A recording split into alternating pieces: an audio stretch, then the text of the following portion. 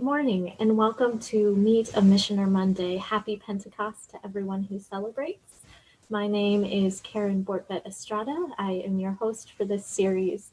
I would also like to especially welcome any Jewish brothers and sisters who are joining us and to say to you a belated Chag Sameach for those who celebrated Shavuot this past Friday. Before we begin, on behalf of everyone at Maryknoll Missioners, I would like to invite you to join us in a moment of silence for mourning and lamentation. It's a national day that faith leaders have called us to mourn and lament the lives lost to the COVID-19 pandemic. We would like to especially remember the 372,000 plus mothers, fathers, sons, daughters, brothers, and sisters who have died due to this pandemic.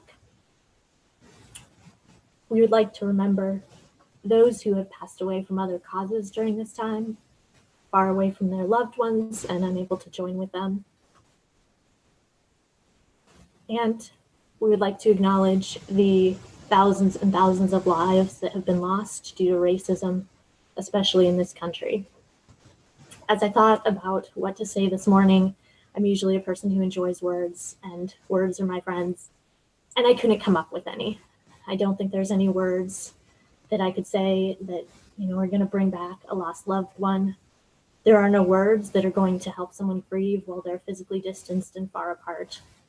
There are no words that can fully acknowledge the injustice of racism in our country, and we haven't yet found the words to persuade people of power to change those systems.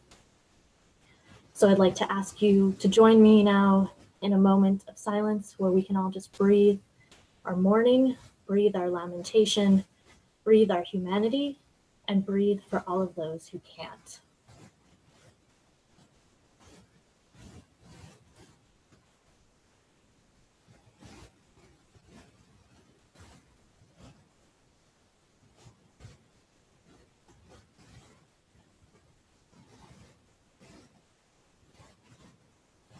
I would also like to acknowledge, though my face is the one in front of the camera right now, my voice is not the most important one to be listening to in these times by any means.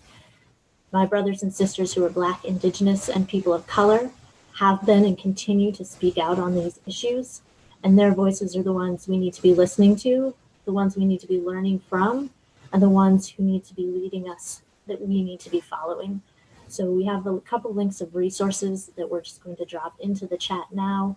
If you're looking for voices to listen to in this time, we encourage you to look at those resources. These aren't lists that we've put together, they're resources that were shared with us. But for the different pieces of those that I have looked at, they're definitely voices that need to be heard. Now, speaking of a voice that we're all looking forward to hearing, I would like to introduce our guest today on Meet a Missioner Monday. Flávio José Rocha is a missioner who has been serving in Brazil for many years. Flávio works on issues of holistic health. Flávio works around theater of the oppressed and also on environmental activism issues. One of the things that Flávio focuses on is water rights, and I can't think of a better topic for us to be talking about today because there are so many overlaps between racial inequities in our world and in what we're facing in this pandemic, and water plays such a crucial part in all of that. So Flávio, welcome and thank you for being with us today. Good morning, Karen. Greetings from João Pessoa, Brazil, to everyone who is with us this morning. So Flávio, the first question I have for you is, how did you get involved with water rights and with that ministry? Well, water is a very important issue to my life because I grew up in the area in the northeast of Brazil where we have periodical droughts. So water is a permanent issue for us. So many people migrated from my region to Rio de Janeiro or São Paulo to live in the slums because water was appropriated by landlords in my region. So water is a daily issue for us here in this area of Brazil. We have only 3% of the water in the country. But remember, Brazil is the Saudi Arabia in terms of the water. What Saudi Arabia is for petroleum, Brazil is for water. 12% of the water in the planet, the drinkable water in the planet, is located in Brazil. But 70% of this water is in the Amazon region. So that's how I became interested in water, because it was a daily thing. My house where I grew up, we only had running water when I was 9 years old. So before, we had to get water in some ponds or buy water to drink. And can you tell us a little bit about some of your other ministries and the things that you're involved with there in Brazil? Sure. I currently work with holistic health. I did a lot of ear acupuncture when I was living in São Paulo. I lived in São Paulo with my wife, Kat Bond, and my daughter, Maya, who is 15.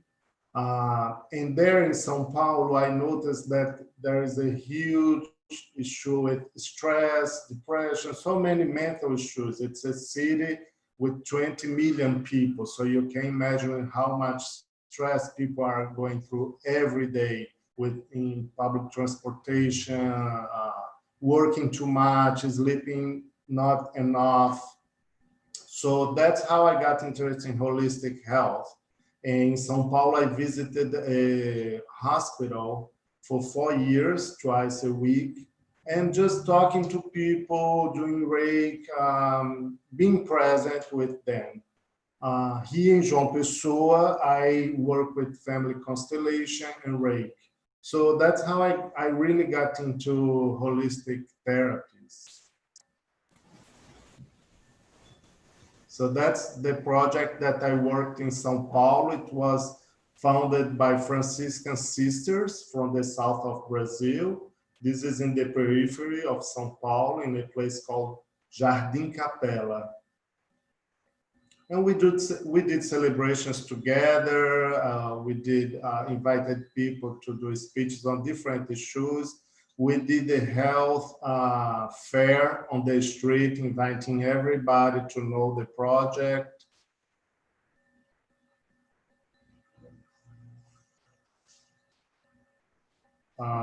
It was called Seeds of Hope. It was a very nice place to meet people in the periphery. A lot of these people actually migrated from the Northeast to the periphery of São Paulo.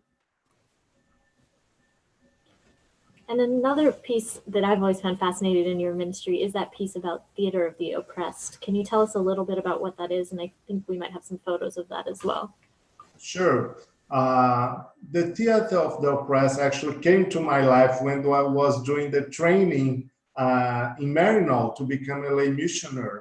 My wife, Kat, went to the city, to New York City, to do a workshop on theater of the oppressed. She bought the book and came back with the book. I got very interested.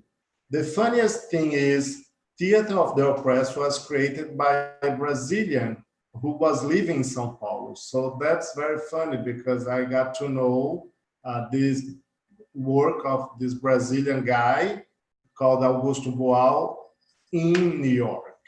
And the whole idea is we do plays with the community about their own issues, but we don't present the solution. We go with the situation and we invite some people. We invite people from the audience to replace the oppressed character and to show a solution in the play. And so we invite many people, as many as possible, to show different solutions. It's a good way to educate people, but not that we are going there and telling them our truth.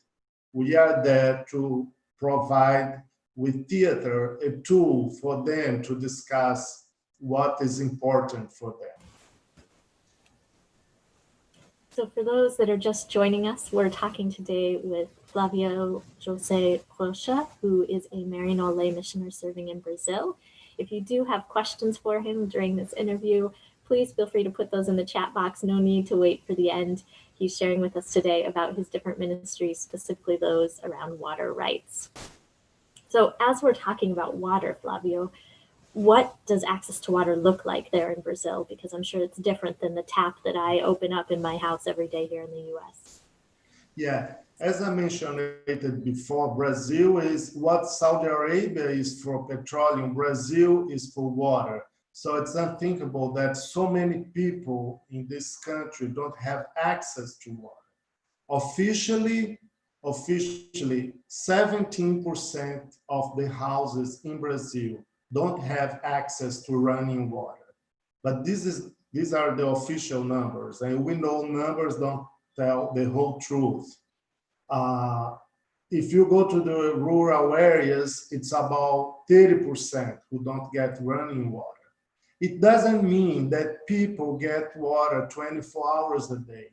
In many places in the periphery of the big cities, especially on where the poor live, in the shanty towns, in the how we call it, the favelas, sometimes they only get water 2 or 3 hours a day. Sometimes they only get water by 11 p.m. So people have to be awakened to get water and put water in buckets for the next day. So it's a very unjust situation when we have so much water in this country. Besides, so many rivers are polluted.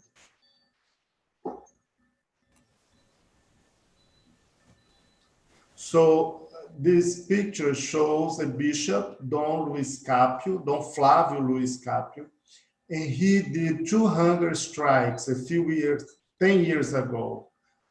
He's there, this river is called the San Francisco River, St. Francis River, and he did that because the government at that time was starting a huge project, building 2 huge canals in the semi-arid area to take water from this river to other states. So he called attention to the whole country about how the rivers in Brazil are so overexploited by agribusiness, by many different things, by the industries, but also the sewage is going to the rivers, polluting the rivers.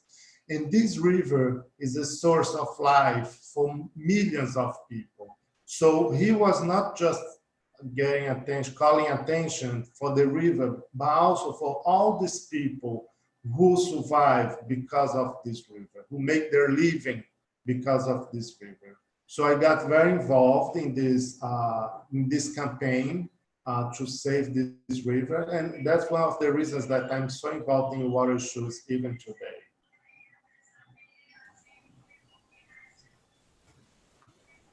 So Flavio, you shared, I think there might be a couple other pictures of what water looks like. There was one that you had of those barrels, which is how some folks get water, but people are getting water from the rivers as well. Where else, how else are folks accessing water? Yeah, what happens, that picture that you saw a few minutes ago, that's very common in the interior during the drought time, when we have the droughts in the northeast of Brazil. People have to buy water. This is very common in my hometown where I grew up, during the summer or during the droughts. So people have to buy water in order to have water to drink, water to cook at their houses. And it's expensive. So the poor, in the end, they can't buy water. So they have to consume any water that's available for them. And a lot of times, water that's contaminated. And as you know, we have millions of kids all over the world who died because they drink contaminated water. We have a, oh, go ahead, Flavio. Hello? We can still hear you. Okay.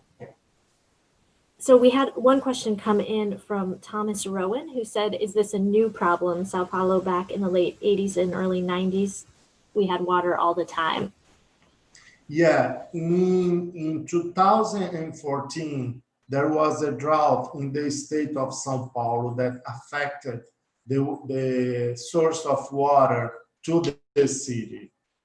And really, the government have to ration water in this city. So imagine a place that's packed with 20 million people concerned about water. And who suffered more during that time? The poor who live in the periphery, because usually the priority for the water was the industry and the wealth neighborhoods. And people who lived in the periphery, they only would get water every other 2 days or a couple hours a day.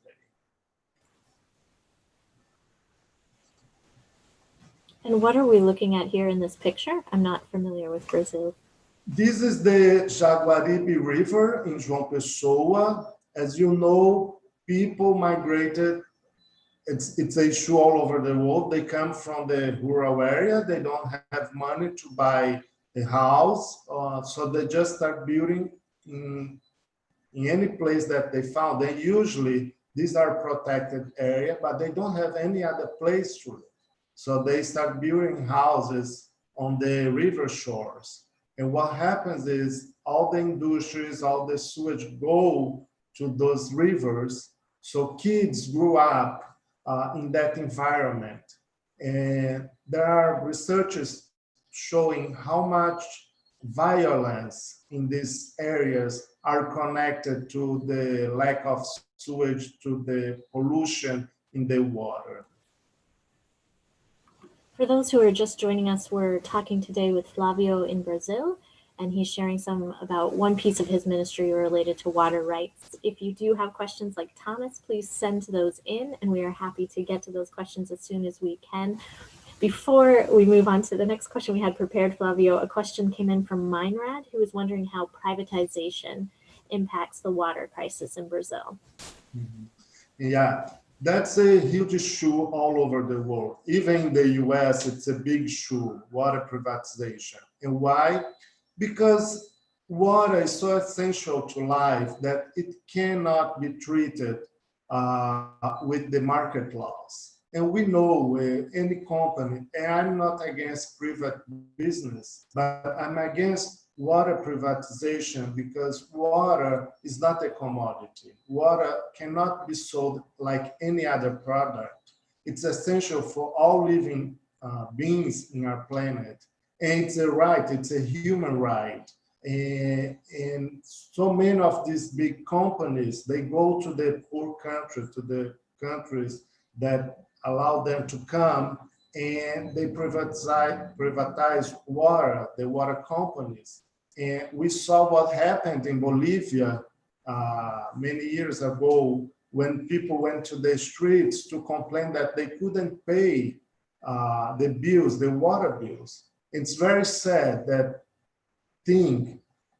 people cannot have what's so essential for their lives. So in the end, water privatization, we have seen all over the planet how the poor people, they cannot pay for their water bills. And what happens is when you deny the right to water, you are denying the right to so many other things. You are denying the right to health. You are denying the right to hygiene. You are denying the right to cooking. You are denying the right to leisure. You are denying a lot of many rights. So it's not just talking about water. When they go to groups and talk about water privatization, I write the name water on the board and I ask them, please, when I say the word water, what comes to your mind? And people start jumping in and say, cooking, agriculture, food, leisure, hygiene. And usually somebody says life. And that's it. Water is life. So how can you make life a commodity? I think that's very powerful, that water is life, and if we're taking that away from people, we're denying them of that right. So for those who are just joining us, we're talking with Flavio in Brazil. If you have any questions for him, please feel free to send those in. You can put those in the comments under this video or off to the right, depending on which kind of device you're watching on. Flavio, as you're speaking, a lot of what you say, for me, sounds a lot like Laudato Si, which we just celebrated the 5th anniversary of that last week. I was wondering if you can share a little bit about how you think we can really enact that document from Pope Francis, especially related to water rights. Let me say you, I have been studying environment for more than 15 years. In everything that I have studied in different universities, in both in the US and in Brazil, is summarized in that document. I think in 100 years from now, people are going to look at Laudato Si and they're going to say that was the most important church document for the whole century. It's so amazing what Laudato Si says about environment. Everything is there. If you read Laudato Si, everything is going to be there in terms of science, spirituality, talking about the connectedness in the whole nature and how we are part of nature, because we became like, okay, there is nature and we are here. But Laudato Si shows us how we are so connected. And it talks about everything. And there, the Pope Francis talked about water privatization and the debt that we have with the poor all over the country, providing them good water and clean water, because it's not just providing water, but it's providing clean water. Like I said before, millions of kids die every year because they drink contaminated water, they drink polluted water. So we have a debt with the poor all over the planet, providing them water, but clean water. We have another question from Claire. She is wondering how many people are more at risk of COVID in Brazil due to the lack of access to water. Is the government or are there grassroots organizations doing anything to provide or facilitate access to water during these times? Thanks, Claire. That's a very good question, because as you know, every article that we read says that the first thing is washing your hands with soap to prevent the virus. So many people don't have this opportunity, because think about all the people who live in the streets. In the city of São Paulo, where I lived for almost 9 years with my family, there are about 20,000 people living on the streets. In the US, in the whole country, in the US, there are about 500,000 people. So how these people have access to water to wash their hands? In Brazil, we have a government that really is not caring about the people, and I ask you for prayers in that sense. No talks about improving the infrastructure so people have access to water, to clean water. Some state governments are taking some steps like providing access to water in public places, but really it's a huge issue. In the favelas, in the slums, people get water for 2 hours, 3 hours a day, and in some of those small houses, there are 10, 12 people living. So it's a very difficult situation. And when you think that this is the good moment to think how we can improve the access to water, actually to think about the future. If something happens like this in the future, we will have people accessing water in a better way. Another question from a returns-lay missioner, Angel, is wondering, Flavio, have you ever combined theater of the oppressed in your activism to protect water resources, using theater of the oppressed as a way to organize people to speak out in protection of their right, their life? That's a good question, but actually no, because what we do is when I go to the groups, I never come with an agenda. So I ask them what they want to work on, and never the water issue came on. And I think it's because we have this idea in Brazil that water is so abundant that we have 12% of the water in the country, that people are not really concerned about this issue. It's like, it's not yet a big issue for them. For us, who have been studying this issue for a long time, we see that's a big problem. We see that we have a big problem with water issues, not just in Brazil, but Angel lives in California, and she knows that the Central Valley in California has a huge issue with water, not only because agriculture uses too much water for irrigation, but also because the pesticides pollute the groundwater, so people cannot drink the water that's there available for them. But no, Angel, I haven't used the theater of the oppressed to work on water issues so far, and that's a good thing to work on.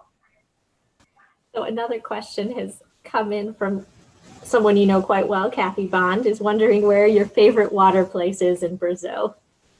My favorite water places in Brazil, wow, there are so many beautiful places to visit, but the Iguaçu Falls, for those who have visited the Iguaçu Falls, that's so amazing when you go there and see that in the south of Brazil, that you just stays there in front of it, and there are no words to describe it. If you have a chance, look at the internet today and see how incredible that place is. It's just amazing. I think these Meet a Missioner Mondays are helping me to plan all my future travel once that's safe again, as I hear of all these places. For those watching, we're talking with Flávio, who is a missioner in Brazil, primarily about his ministry related to water rights, but also about his other work. So remember, if you do have questions, drop those in the chat, and we are happy to get to those. Another question has come in from Merwin de Mello. He says, thanks for your words, Flávio. What do communities need to do all over the world to support one another in access to water? Mm-hmm. Well, the first thing is water is power. If you own water, you own people's lives. And the ancient people knew that. If you read the Bible, you see that when the Jewish people were threatened by other people, they would make a way that those people wouldn't get water. Or their enemies would make a way that the Jewish people wouldn't get water, because water is life, water is power. So the first thing is educating people to make a way that they as a community can administrate their own water. And it's a process. It's going to take a long time, but some indigenous people have been doing this for thousands of years, and they administrate their water very well because they know how important it is for them. And just think that water is not just about a physical thing, but it's a spiritual thing. Think about baptism. It's a cultural thing. Think about how many places you visited because it's near water. And think about how many good memories you have related to water. And there are studies showing how they call actually hydro happiness, how we become happier near water. So think about the importance of water for our lives in all different areas of our lives, and think that we cannot give this power to a few people, and we all have to be involved in how to administrate our water sources. Flávio, for those of us that might be new to understanding water rights, are there a couple of resources that you would recommend we look to as we start our studies? Oh, there are so many resources around there.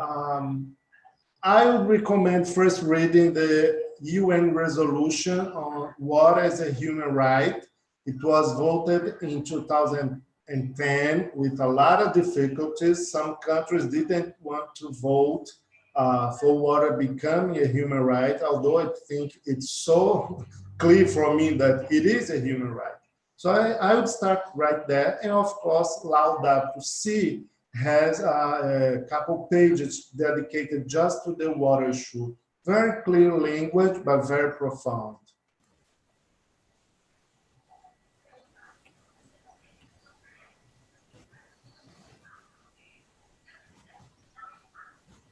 We have a public service announcement here from Pope Francis. I think is one of the quotes that very strikingly speaks to water resources. Am I right on that, Flávio? Yeah, that's right. These are quotes from Pope Francis in Laudato Si.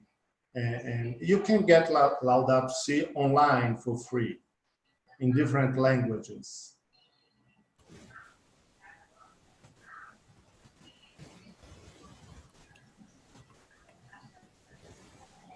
We have another question that has come in. It says, I like the idea of relating the understanding of indigenous regarding water as a spiritual value. Could I ask alternatively, how do you use theater of the oppressed? Okay. Could you repeat the first question about the indigenous people, please, Karen? I think that one is just a statement. It says, I like Okay. the idea of relating the understanding of the indigenous regarding water as a spiritual value. Uh-huh. So the question is about how do you use theater of the oppressed? Oh, in many different ways. We have done plays on homophobia, on domestic violence. The most important thing about the theater of the oppressed is that we open the debate with the community. We are not there in the community to tell them, oh, you have to do this, you have to do that. But we use the theater as a tool to open the debate.